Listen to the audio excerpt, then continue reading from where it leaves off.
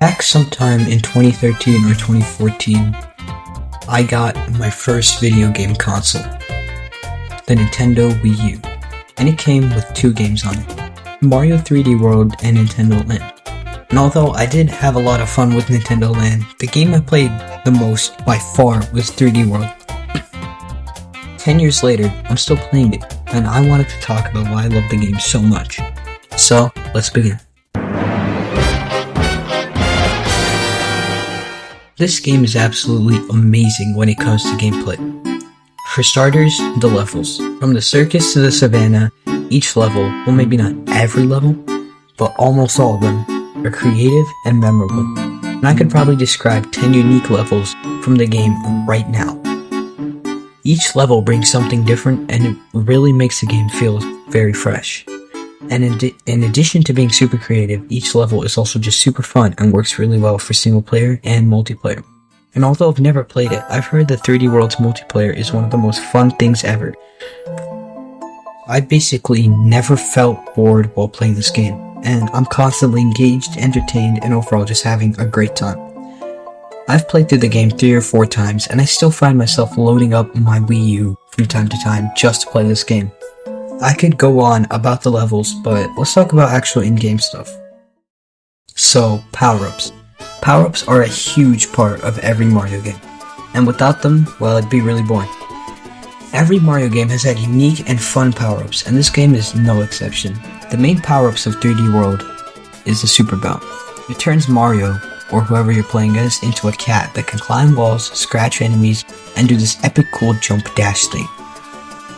Anyway, the Cat Bell is super cool and fun to use, and extremely versatile. The game also has a few classic power-ups like Fire Flowers, Mushrooms, and Superstars, as well as the Tanuki Leaf. There's also the Boomerang Flower, which is basically the Fire Flower, but Mario throws a boomerang instead of shooting fireballs. And this power-up was introduced in 3D Land. All of these power-ups are super fun to use, and all have uses in the game that actually make it a good reason to carry the power-ups. So now, let's talk about characters, because power-ups are super cool, but the characters, in my opinion, are a lot cooler. There are 5 playable characters, 4 of which you can get at the start of the game. These 4 characters are Mario, who's the most balanced, Luigi, who jumps high, Toad, who runs fast, and Peach, who can float midair for a little bit. And after beating the main game and going to the first bonus world, you unlock Rosalina, who has a spin jump.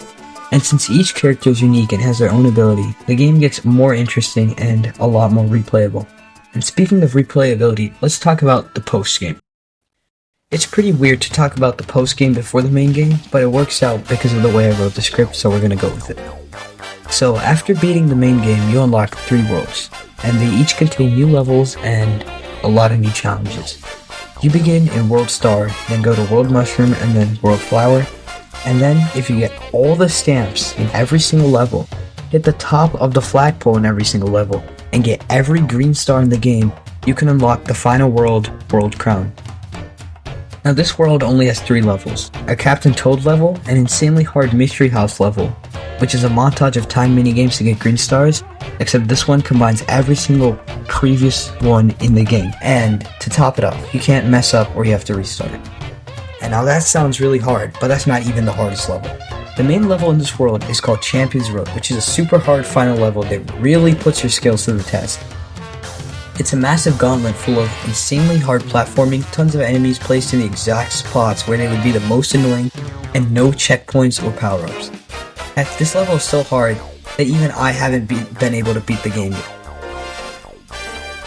But all together, the 4 post-game worlds add tons of content for people who beat the main game, and keep you coming back to continue playing. And although the post-game is cool, the main game is just way better. So let's talk about it. So everything we've discussed so far is cool, but the main game is definitely the biggest part of the game, obviously.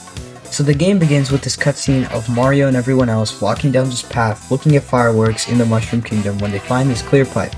They fix it, and out comes a Sprixie that tells them how Bowser took all the other ones and put them in jars.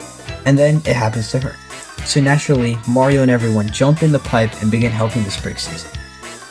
And to help all the Sprixies, you go through 7 worlds, and it goes from a grass world to a desert to a snow to a jungle to a beach to clouds to the lava world. And just when you think you're about to fight Bowser and beat the game, it's revealed that the actual final world is this epic Bowser's theme park. Now each world is pretty generic in terms of themes, but the levels are awesome. And the theme of the world never really decides the theme of the level, so that makes it even more fresh, unpredictable, and fun to play.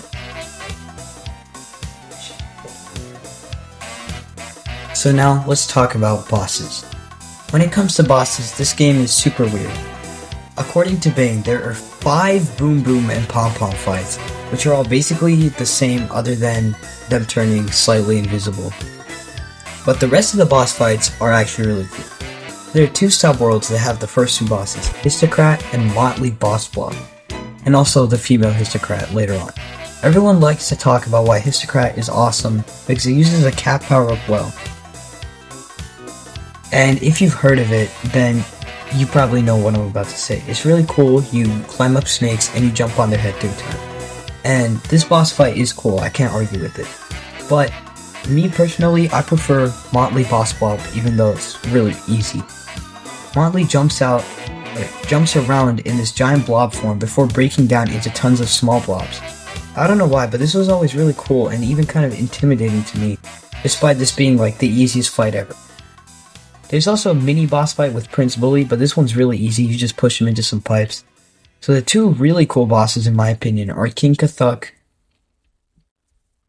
Dude, edit that out. The 2 really cool bosses are King Cthulhu and Boss Boulder. King Cthulhu is pretty easy, but his concept is pretty cool.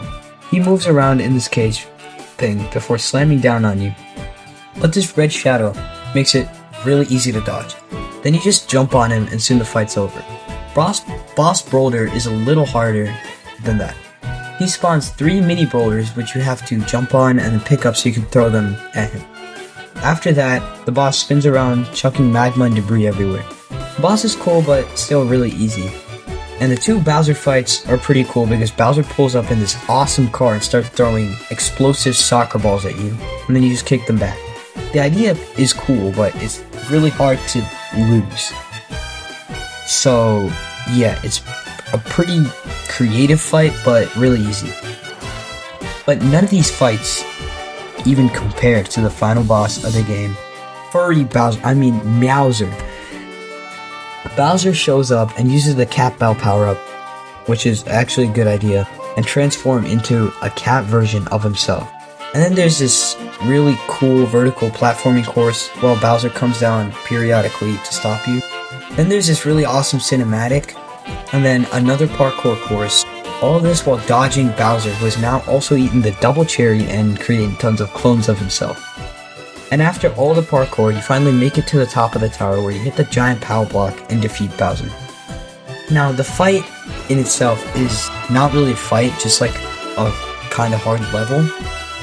But the cinematics and the build up to this moment, especially for me as a little kid, beating my first video game, was absolutely awesome. So yeah, that's why I love Mario 3D World so much. Its gameplay and its level design, paired with all the bosses and power-ups and things, makes this game nearly perfect in my opinion. So yeah, thanks for watching and have a great day.